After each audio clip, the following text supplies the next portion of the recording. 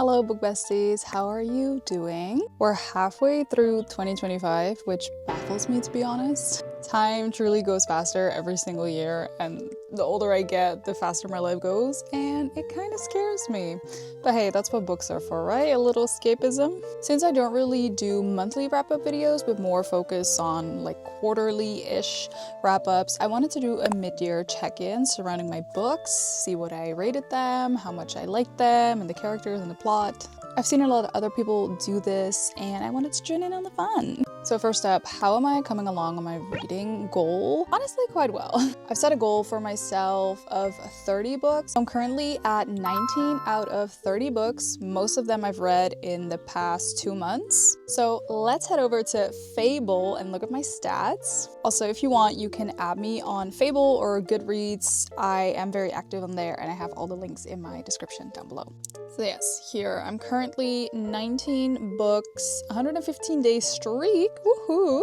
And I like that the little flower is getting filled up a bit more. And this is a little overview of all the books that I've read so far. So let's get into them, right? First up, we have Assassin's Blade, which I read on my Kobo, and I did not rate that one. I don't know, I was kind of in a slump, so I'm not 100% sure if I didn't like it because of the slump or because I just didn't really care that much about the book and the characters. Some of the stories were just way too long, and then the other ones were too short. Next up, February. Assassin's Blade was the only book that I read in January. And then the next book is also the only book that I read in February, which is Wisteria. It's the third book in the Belladonna series, and I love Belladonna series. I love the Belladonna series. It's so good. Wisteria, I rated 4 stars. I didn't love the main love interest. Honestly, I don't even know what his name is anymore. I love Blythe. Blythe is gorgeous, beautiful, show-stopping, fantastic, never done before, amazing. But him, I don't really care about. She could do better. I still really like the little mystery aspect, but there was also not enough mystery compared to the other books, and it was kind of like brushed under the rug, and it was kind of like resolved at the end, or not even resolved, it just kind of disappeared. The problem disappeared, and I don't know, this was not my favorite, which is such a shame. Then we move on to March, and March is a month that I finally started reading a little bit more. I was kind of settled into my new job, and I was kind of settled into the whole pacing at home, and like everything was going a little bit well, it was going fine. And I started reading more. And I started reading The Spectacular by Fiona Davis, and I heard a lot about this, and I thought it was really good. Like, historical fiction is one of my favorite things to read. I love to dance. I used to dance. I still dance. And this has like a mystery aspect, and there's like, I guess like a murder. It sounded so good. And it was solid 4 stars. The mystery aspect of it was, I was like a teeny bit let down, but not too bad. The whole mystery thing is based on a real life situation and person and everything. So if you want to look something up while you're reading it and you don't want to spoil it for yourself, don't look it up. I had my own theories made up, and that ended up not happening, and I actually preferred my own theories to what actually happened in the book. I thought that if my theories were correct, it would have been more exciting and more shocking. Next up, we have a book which is, I'm not sure if it's translated to English yet, but we have a Swedish book that is translated to Dutch called Stille Woede, which translates to like silent rage.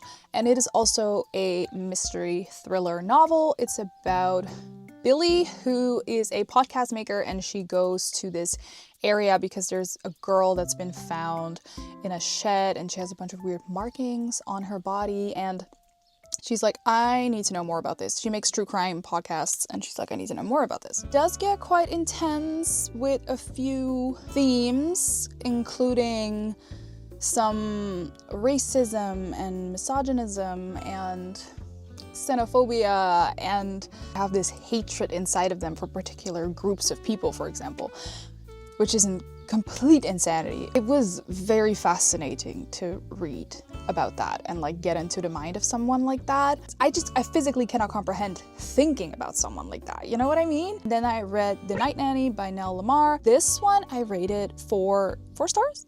Yeah, I rated 4 stars, which was honestly, was it the best book I've ever read? No, but I just couldn't stop. And she had me hooked from page 1. And I just wanted to read and read and read and read and read. And it wasn't even that good, but it was just so addicting. It was so bizarre and so crazy. We move on to April, which I read 2 books. One of them is Oxford Blood by Rachel Davis Featherstone, and this book has not been released yet. I read the manuscript. It is a YA mystery murder vibe. It takes place at a university and someone dies, and Ava, our main character, gets pointed at that she's the one who did it. And there's like a big battle of Oxford legacy and people that they immediately trust them because they have a certain Oxford legacy and she doesn't have it, so she's the outsider, and because of that she gets picked on. And it's like a whole big deal. And I really liked it. A solid 4 stars. I think it releases in January of 2026 in English. And then I read Don't Let Her Go by Willow Rose, which is also a thriller. I read that one in Dutch and I read it in like 2 days. It's such an easy read. It's not the best book ever. I rated it like 3.5 stars. It was good. You can just go through it super easily. It doesn't take that much brain power to read. There's more books in the series. It's about this lady who came out as gay recently, so she's a detective, so there's like multiple things going on in her life that she is dealing with because she's been married to this man for I think 18 or 20 years, and she has like children who are also a little bit older, as in they're in the late teens, I think. There's 2 more books and I'm excited to read that one as well at some point. Now we're moving on to May, and May was the month that I found my first 5-star of the year, which was also the first book that I read in May, which was also the first physical book that I read this year. It's Trial of the Sun Queen by Nisha J. Tooley, and this is the first book in the Artifacts of Uranus series. And basically what happens in this book, we have Lore, and Lore lives in a prison, the prison of the Aurora King, but out of nowhere she gets put into the Palace of the Sun King. There's like, here, I'll show you the map. There's like a bunch of different mini kingdoms within this country, continent, whatever. And she gets put in like this almost Hunger Games vibe-esque, where they battle to become the king's wife. And there's romance and there's a little bit of spice, and like it's super good. I rated it 5 stars. I ate it up. Then I read Heir of Fire. I started Heir of Fire actually in February already, but it put me in such a slump. It was so boring. Then I swapped to the Dutch version, and I don't know what happened, but for some reason that just itched something in my brain that I was like, okay, I can do this. So switching to Dutch was definitely a vibe. I did still rate it like 3 stars because I didn't really love it, and now in hindsight I love it a bit more. If I reread the series at some point, I will probably rate it a little bit higher because now I know what's gonna happen and why everybody's here and like blah blah blah blah blah blah. Then I read a novella in my Helen Grace series. It's number 6.5. It's called Schuitje Varen. I don't know what it's called in English, honestly, but it's just a really short book while she first started at the police force, because right now she's kind of a seasoned detective, you know, so it was interesting to see how she got started. I rated that one, I rated that one 4 stars. Then I started Queen of Shadows. That one slapped. That one I rated 4 solid stars. That one absolutely slapped. I really liked Queen of Shadows. I don't know, there was just so much action, and I think this is what I needed after the whole debacle that is Heir of Fire with the boringness and everything. I think Queen of Shadows is such a well-paced book after that book. I'm sure that she did that on purpose. That was just really good. I really like Queen of Shadows. It's not my favorite from the whole series. I would love to reread that one sometime. That one's truly the one that I really started to feel this series. Then I was asked if I wanted to read the Murderbot Diaries by Martha Wells, because we are translating that as well. I read the first book. It's really short. It was only like 200 kobo pages or something. This one was very fun. It was super funny.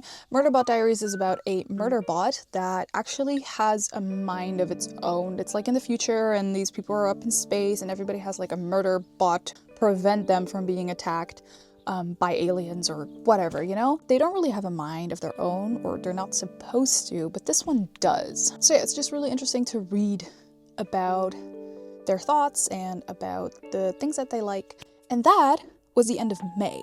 And now we're going into June. And June was also, that was the month that I read the most. So I have high hopes for July because I'm in such a reading vibe right now. June started with the tandem read of Empire of Storms and Tower of Dawn. Both of them, let's just group them together, right? Both of them I rated 5 stars. That was such a lovely experience. I really liked it. And I followed the Bookish Goblin, I think it was called. I'll look up which tandem guide I followed. And it had like little check marks to check off which chapters you were in. And that was such a fun experience to read the whole series like that, or the two books in the series like that. It was so good. I really enjoyed zooming in on the characters and really get to know them and their thoughts and their situations. I definitely think the tandem read enhanced my reading experience. Those two books are my favorite out of the whole series. I know a lot of people say don't do it on your first read, which I did do, and it made the books feel a lot more manageable because they are both really thick bricks. I think they're both like 600 or 700 pages or something like that.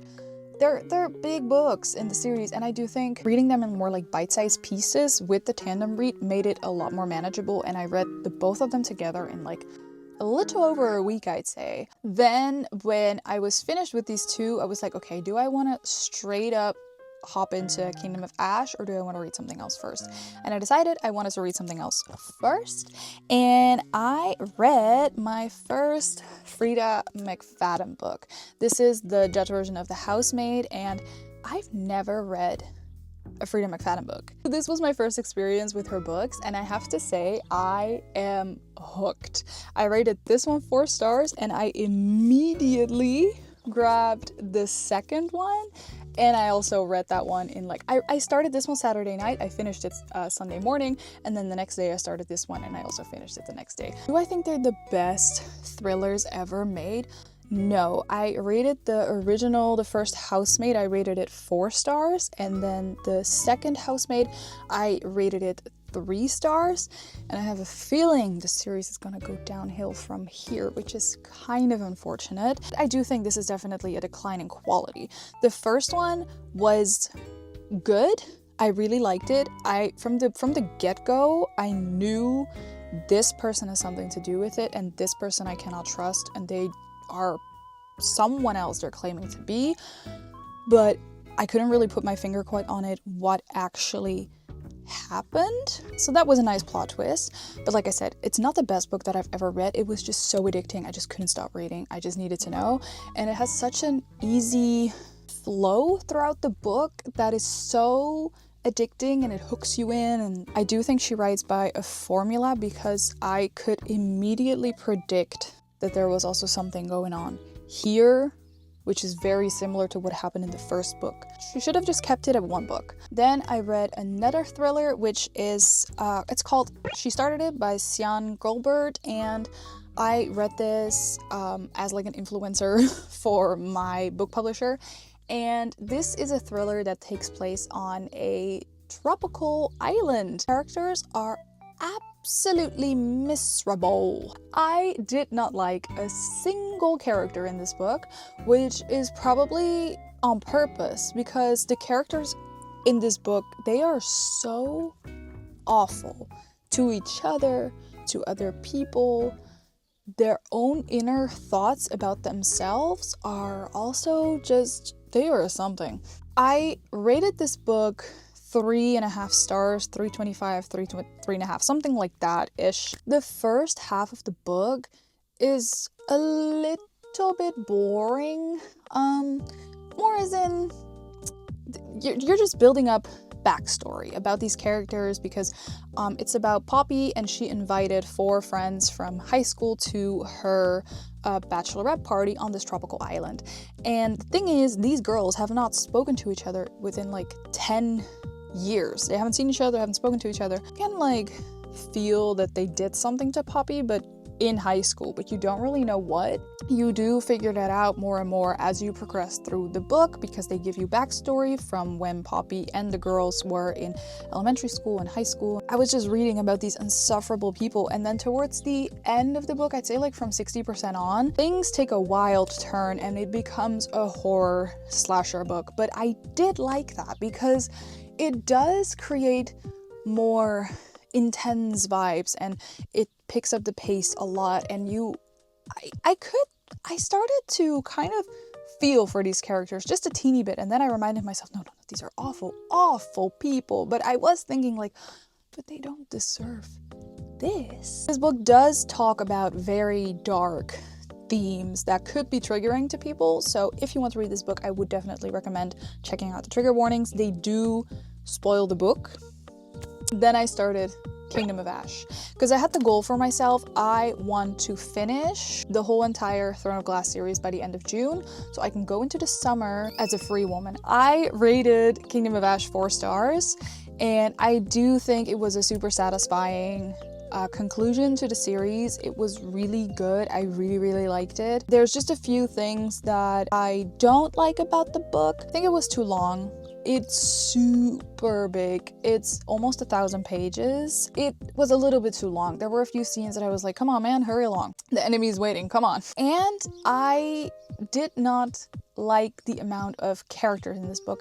I think that's one of the reasons why I enjoyed reading Empire of Storms and Tower of Dawn so much, is because the cast is being separated. The big ass group that we have, and like what, the 30-40 characters that we follow at this point, are being split up into a little bit more manageable groups, and you can get more depth and more emotion and more connection with them.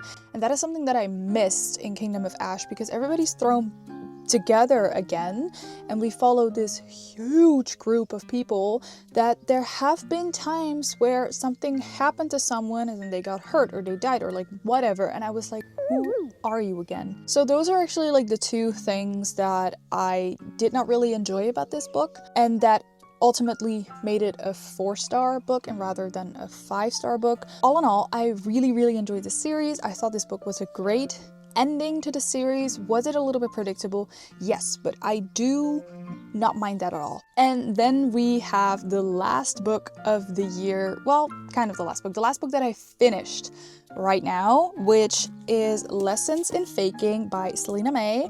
This is the first book in the Hallback University series, and this one is about Athalia and Dylan. And Athalia has some issues with her twin brother Henry, and they kind of grew apart because of reasons that are explained in the book. She's like, how can I make him pay attention to me? And he is in the football team, and this guy, Mr. Dylan, he's also in the football team, but they don't really like each other. So she's like, you know what if I start fake dating him? That'll get his attention. The fake dating trope has 0 fans. It means that I am dead. I love the fake dating trope, and I really like this book. It was so fun. I rated this 3.5 stars. Super solid, fun, giggly, kicking my feet book. This is definitely a book that I recommend for the summer and just for, you know, if you just want something easy. Then I started Malibu Rising by Taylor Jenkins Reid, and this book has been on my TBR for so long, but I just never really got to it. But like I said, I am freed from the shackles of the fantasy series that is Throne of Glass, and I feel like a new woman. I am 17% of the way through, and I love it. Every single book that I've read from Taylor Jenkins Reid, it's been amazing, it's been fantastic, it's been glorious. I will give an update on that book later, because right now I don't have much else to say other than that I love it. Thank you so much for listening to me yap for this long about all the books that I've read for the past months. Let me know in the comments down below what books you have read, your 5 stars, what you're currently reading. I want to know all about it and chat about it with you. Thank you so much for watching. If you want, you can subscribe to my channel and give this video a thumbs up. I would really appreciate it, and it would really help out the channel. Thanks again for watching, and I hope to see you in my next video. Bye guys!